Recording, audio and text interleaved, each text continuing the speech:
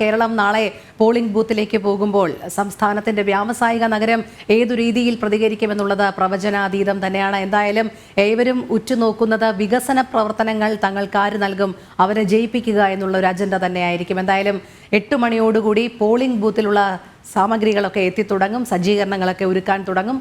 അതുമായി ബന്ധപ്പെട്ട വിവരങ്ങൾ കൂടി.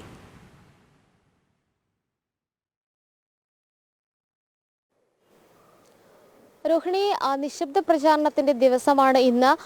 എറണാകുളം ലോക്സഭാ മണ്ഡലത്തെക്കുറിച്ച് പറയുകയാണെങ്കിൽ ശക്തമായിട്ടുള്ള ത്രികോണ മത്സരം നടക്കുന്ന ഒരു മണ്ഡലമാണ്. ഹൈബി ഈഡൻ, നിലവിലെ സിറ്റിംഗ് എം പി ആയിട്ടുള്ള ഹൈബി ഈഡൻ, അതോടൊപ്പം തന്നെ NDAയുടെ സ്ഥാനാർത്ഥി എന്ന് പറയുന്നത് ഡോക്ടർ KS രാധാകൃഷ്ണൻ, ഇടതുപക്ഷത്തിന്റെ സ്ഥാനാർത്ഥി ഒരു വനിതയാണ് KJ ഷൈൻ. ശക്തമായിട്ടുള്ള ഒരു പ്രചരണം തന്നെയാണ് ഇതുവരെ അവർ മുന്നോട്ട് കൊണ്ടുപോയത്. പരസ്യപ്രചാരണത്തിലെ കലാശക്കൊട്ടിലൊക്കെ തന്നെ 3 മുന്നണി സ്ഥാനാർത്ഥികളും എത്രത്തോളം പ്രചാരണം മുന്നോട്ട് കൊണ്ടുപോയി, എത്രത്തോളം ശക്തമായിരുന്നു എന്ന് നമുക്ക് കാണാൻ സാധിച്ചിരുന്നു. അതോടൊപ്പം തന്നെ ഇതിൽ പറയേണ്ടത്, നേരത്തെ രോഹിണി സൂചിപ്പിച്ചതുപോലെ തന്നെ വ്യാവസായിക നഗരമാണ് കൊച്ചി. അതുകൊണ്ട് തന്നെ വികസനം തന്നെയാണ് ഈ 3 മുന്നണി സ്ഥാനാർത്ഥികൾ മുന്നോട്ട് വയ്ക്കുന്ന വാഗ്ദാനം. ഹൈബി ഈഡൻ ആണെങ്കിൽ വികസന പദ്ധതികൾ ഇനി എങ്ങനെ മുന്നോട്ട് കൊണ്ടുപോകണം, നേരത്തെ താൻ MP ആയിരുന്നപ്പോൾ ചെയ്ത കാര്യങ്ങൾ, അതോടൊപ്പം തന്നെ ഇനി എങ്ങനെയായിരിക്കും മുന്നോട്ട് പോവുക എന്നതടക്കമുള്ള കാര്യങ്ങളാണ് ജനങ്ങൾക്കിടയിലേക്ക് വെച്ചത്. പക്ഷേ മറ്റ് എതിർപക്ഷത്ത് നിൽക്കുന്ന ഇടതുപക്ഷവും അതോടൊപ്പം തന്നെ NDAയും നേരത്തെ MP ആയിരുന്ന വ്യക്തി എന്താണ് ഇവിടെ ചെയ്തത്, അതോടൊപ്പം തന്നെ സമഗ്രമായിട്ടുള്ള വികസനം കൊച്ചിക്ക് ഉണ്ടായിട്ടുണ്ട് തുടങ്ങിയ ചോദ്യങ്ങൾ ജനങ്ങൾക്കിടയിലേക്ക് വെക്കുന്ന ഒരു സാഹചര്യമുണ്ട്.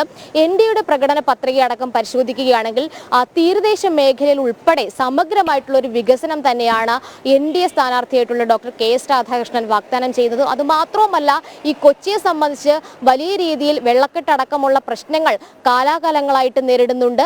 നഗരമേഖലയിലാകട്ടെ തീരദേശ മേഖലയിലാകട്ടെ സമാനമായിട്ടുള്ള അല്ലെങ്കിൽ നിരന്തരം എല്ലാ മഴക്കാലമായാൽ ഒക്കെ തന്നെ ഈ വെള്ളക്കെട്ട് അല്ലെങ്കിൽ കടൽക്ഷോഭവുമായിട്ട് ബന്ധപ്പെട്ടുള്ള ദുരിതങ്ങളൊക്കെ തന്നെ ജനങ്ങൾ നേരിടുന്ന ഒരു സാഹചര്യമുണ്ട്. അതുകൊണ്ട് തന്നെ ഈ മേഖലകളെ ഉൾപ്പെടുത്തിക്കൊണ്ടുള്ള ഒരു സമഗ്ര വികസനം കൊണ്ട് മാത്രമേ ആ ഒരു പ്രശ്നത്തിന് ശാശ്വത പരിഹാരം കാണാൻ സാധിക്കൂ. അത്തരത്തിലുള്ള ഒരു വാഗ്ദാനം തന്നെയാണ് NDA മുന്നോട്ട് വെക്കുന്നത്. KJ ഷൈൻ, അതായത് ഒരു വനിതാ സ്ഥാനാർത്ഥിയെ തന്നെ രംഗത്തിറക്കി ഇടതുപക്ഷം ശ്രമിക്കുന്നത് ഈ മണ്ഡലം തിരിച്ചുപിടിക്കുക അല്ലെങ്കിൽ ഒരു അട്ടിമറി ജയം എടുക്കുക എന്നുള്ളതാണ് LDF മുന്നോട്ട് വെക്കുന്നത്. അതുകൊണ്ട് തന്നെയാണ് ലാറ്റിൻ കാത്തലിക് അംഗമായിട്ടുള്ള ഒരു വനിതാ സ്ഥാനാർത്ഥിയെ തന്നെ LDF രംഗത്തിറക്കിയത്. എന്തായാലും സെബാസ്റ്റ്യൻ പോളിന് ശേഷം പിന്നീട് ഹൈബി ഈഡൻ ആയിരുന്നു ഈ മണ്ഡലം കൈകാര്യം ചെയ്തത്. പിന്നീട് ഇടതുപക്ഷത്തിന് അത് വീണ്ടെടുക്കാൻ സാധിച്ചിരുന്നില്ല. 14 തവണ UDFനൊപ്പം നിന്ന മണ്ഡലമാണ് എറണാകുളം. 3 തവണ മാത്രമാണ് LDFനെ പിന്തുണച്ചത്. പക്ഷേ അട്ടിമറി ജയം NDAയും പ്രതീക്ഷിക്കുന്നുണ്ട്. കാരണം NDAയുടെ വോട്ട് വിഹിതത്തെ കുറിച്ച് വിലയിരുത്തുന്ന സമയത്ത് 10 വർഷത്തിനിടയിൽ ഏകദേശം 13% വോട്ട് വിഹിതത്തിൽ NDAക്ക് വർധനവ് ഉണ്ടായിട്ടുണ്ട്. ഇതൊക്കെ തന്നെ പ്രത്യേകിച്ച് തൃപ്പൂണിത്തുറ, പറവൂർ ഉൾപ്പെടെയുള്ള മണ്ഡലങ്ങളിൽ കൃത്യമായിട്ടുള്ള ഒരു വോട്ട് വിഹിതം NDAക്കുണ്ട്. അതൊക്കെ തന്നെ വിജയത്തിലേക്ക് എത്തുമെന്നുള്ള ഒരു പ്രതീക്ഷ NDA നേതൃത്വത്തിനുണ്ട്. അതുമാത്രമല്ല, ഡോക്ടർ KS രാധാകൃഷ്ണൻ എന്ന് പറയുന്ന സ്ഥാനാർത്ഥി പ്രത്യേകിച്ച് എറണാകുളം മണ്ഡലത്തിന്, ലോക്സഭാ മണ്ഡലത്തിൽ സുപരിചിതനായിട്ടുള്ള വ്യക്തിയാണ്, ഒരു അക്കാദമിക വിദഗ്ധൻ. അതോടൊപ്പം തന്നെ നാളുകളായിട്ട് എവിടെയൊക്കെയാണോ മത്സരിച്ചിട്ടുള്ളത് അവിടെയൊക്കെ തന്നെ വോട്ട് വിഹിതം വർദ്ധിപ്പിക്കാൻ സാധിച്ചിട്ടുള്ള ഒരു സ്ഥാനാർത്ഥിയാണ്. അതുകൊണ്ട് തന്നെ ഒരു കരുത്തനായിട്ടുള്ള സ്ഥാനാർത്ഥിയെ മുന്നിൽ നിർത്തിക്കൊണ്ടാണ് NDA പ്രചാരണവുമായിട്ട് മുന്നോട്ട് പോയത്. വൈകിയാണ് സ്ഥാനാർത്ഥി പ്രഖ്യാപനം ഉണ്ടായതെങ്കിലും പ്രചാരണത്തിൽ, പരസ്യപ്രചാരണത്തിൽ അടക്കം വലിയ രീതിയിൽ മുന്നേറ്റം കൈവരിക്കാൻ NDAക്ക് സാധിച്ചു എന്നുള്ളതാണ് NDA നേതൃത്വത്തിന് ഒരു പോസിറ്റീവായിട്ടുള്ള ഒരു ഘടകം.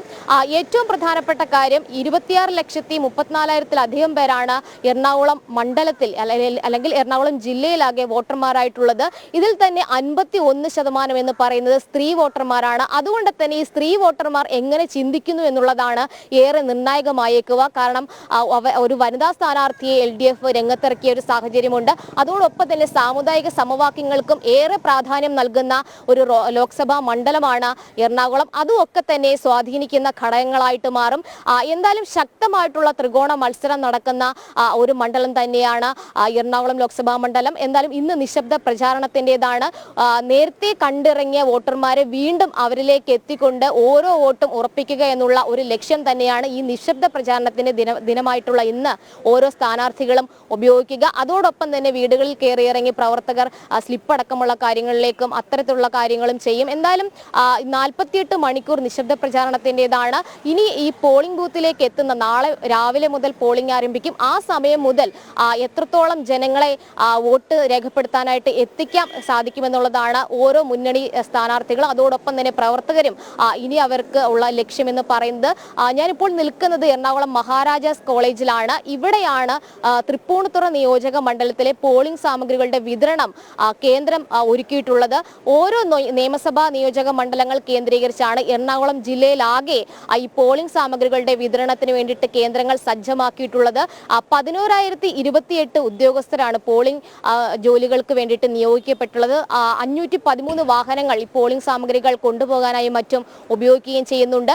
2,294 പോളിംഗ് സ്റ്റേഷനുകളാണ് എറണാകുളം ജില്ലയിലാകെ ഉള്ളത്. എറണാകുളം ജില്ലയുടെ മൊത്തം ഒരു ഘടന പറയുകയാണെങ്കിൽ 4 ലോക്സഭാ മണ്ഡലങ്ങൾ കൂടിച്ചേരുന്നുണ്ട്. കോട്ടയം, അതോടൊപ്പം തന്നെ ഇടുക്കി, എറണാകുളം, അതോടൊപ്പം തന്നെ മറ്റ് ആലപ്പുഴ മാവേലിക്കര ഉൾപ്പെടെയുള്ള മണ്ഡലങ്ങൾ കൂടി ചേരുന്നുണ്ട്. എന്തായാലും എറണാകുളം ലോക്സഭാ മണ്ഡലത്തിൽ 7 നിയോജക മണ്ഡലങ്ങളാണ് ഉൾപ്പെടുന്നത്. അതുകൊണ്ട് തന്നെ ഈ നിയമസഭാ മണ്ഡലങ്ങൾ അടിസ്ഥാനപ്പെടുത്തിയിട്ടുള്ള ഓരോ വിതരണ കേന്ദ്രത്തിലും എത്തി അതാത് പോളിംഗ് ഉദ്യോഗസ്ഥർക്ക് ഈ സാമഗ്രികൾ ഏറ്റുവാങ്ങാം. രാവിലെ 8 മണി മുതലാണ് പോളിംഗ് സാമഗ്രികളുടെ വിതരണം നടക്കുക. എന്തായാലും നിശ്ചയിച്ചിട്ടുള്ള ഉദ്യോഗസ്ഥർ അതാത് കേന്ദ്രങ്ങളിൽ എത്തി പോളിംഗ് സാമഗ്രികൾ ഏറ്റുവാങ്ങണമെന്ന് നേരത്തെ തന്നെ നിർദ്ദേശം നൽകിയിട്ടുണ്ട്. ഇതുമായി ബന്ധപ്പെട്ട് കൺട്രോൾ റൂം അടക്കം കാക്കനാട് കളക്ട്രേറ്റിൽ പ്രവർത്തിക്കുന്നുണ്ട്. മോക്ക് പോൾ ആരംഭിക്കുന്നത് മുതൽ ഈ വോട്ടിംഗ് മെഷീൻ പെട്ടിയിലാക്കുന്നത് വരെ കർശനമായിട്ടുള്ള ഒരു നിരീക്ഷണം തത്സമയം എന്നുള്ള രീതിയിൽ കൺട്രോൾ റൂമിൽ ഉണ്ടാകും. എന്തായാലും 1735 ബൂത്തുകളിലാണ് വെബ്കാസ്റ്റിംഗ് സംവിധാനം ഏർപ്പെടുത്തിയിട്ടുള്ളത്. 2294 പോളിംഗ് സ്റ്റേഷനുകളുമുണ്ട്. ഇതിൽ തന്നെ 28 ബൂത്തുകൾ വനിതാ സൗഹൃദമാക്കിയിട്ടുണ്ട്. അതായത് വനിതാ സുരക്ഷാ ഉദ്യോഗസ്ഥരടക്കം പൂർണ്ണമായിട്ടും വനിതകൾ നിയന്ത്രിക്കുന്ന പോളിംഗ് സ്റ്റേഷനുകൾ എന്ന് പറയുന്നത് 28 ആണ്. ഓരോ നിയോജക മണ്ഡലത്തിലും 2 വീതം ബൂത്തുകളാണ് ഇത്തരത്തിൽ വനിതാ സൗഹൃദമായിട്ട് സജ്ജീകരിച്ചിട്ടുള്ളത്. ഹരിത ചട്ടപ്രകാരമാണ് ഈ പോളിംഗ് ഒക്കെ തന്നെ നടക്കുക. എന്തായാലും കർശനമായിട്ടുള്ള ഒരു നിരീക്ഷണം തെരഞ്ഞെടുപ്പ് നിരീക്ഷകരുടെ ഭാഗത്തു നിന്നും പോലീസിന്റെ ഭാഗത്തു നിന്നുമുണ്ട്. എന്തായാലും രാവിലെ 8 മണിയോടുകൂടി എറണാകുളം മഹാരാജാസ് കോളേജ് ഗ്രൗണ്ടിൽ സജ്ജീകരിച്ചിട്ടുള്ള ഈ പോളിംഗ് സാമഗ്രികളുടെ വിതരണ കേന്ദ്രത്തിൽ നിന്ന് പോളിംഗ് സാമഗ്രികൾ ഉദ്യോഗസ്ഥർക്ക് ഏറ്റുവാങ്ങാം. അതിനു വേണ്ടിയിട്ടുള്ള ക്രമീകരണങ്ങളൊക്കെ തന്നെ ഈ കോളേജിലേക്ക് സജ്ജീകരിച്ചിട്ടുള്ള കൗണ്ടറിൽ ഒരുക്കിയിട്ടുണ്ട്. മുട്ടുസൂചി മുതൽ വിവിപാറ്റ് മെഷീൻ വരെ കൃത്യമായിട്ട് അത് ഉണ്ടോ എന്ന് നോക്കി പോളിംഗ് സാമഗ്രികളുമായിട്ട് അതാത് ബസ്സുകളിൽ കയറി അതാത് സ്റ്റേഷനുകളിലേക്ക് പോളിംഗ് ഉദ്യോഗസ്ഥർ പോകും. എന്തായാലും ഇനി അതിനുള്ള ക്രമീകരണങ്ങളും അതിനുള്ള കാര്യങ്ങളും ഒരു സമയമാണ് ഇനി അങ്ങോട്ടുള്ളത്. എന്തായാലും 8 മണിക്ക് തന്നെ ഈ പോളിംഗ് സാമഗ്രികളുടെ വിതരണം ആരംഭിക്കുമെന്നാണ് അറിയാൻ സാധിക്കുന്നത്. രോഹിണി, എറണാകുളത്ത് നിന്നും രേഷ്മ ബാബു ആണ് വിവരങ്ങൾ നൽകിയത്.